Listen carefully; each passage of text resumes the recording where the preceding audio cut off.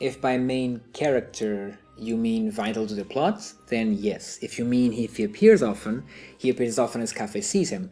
The three main points of view through which the audience gets the story are Cafes, Anjus, and the happy mass salesman.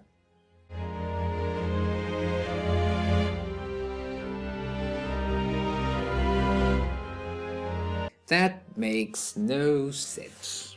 There's no reason to show themes from other Zeldas, especially if the opera is supposed to be self-contained in the sense that it's supposed to be watched even by people who don't know Zelda at all. The opera is also built so that the set changes happen while scenes are going on, meaning that there is no empty space to add extra music. The whole thing is supposed to be seamless. I am also in violation of the theatrical notion of act, which usually implies the same location, but I can't do everything exactly to the letter.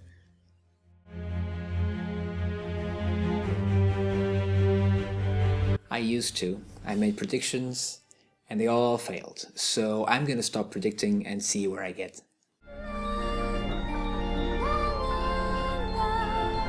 I have no personal preference towards child singers, especially not as soloists, but for example in a choir, filling the part of soprano, the Bombers could be part of the Clocktown Choir.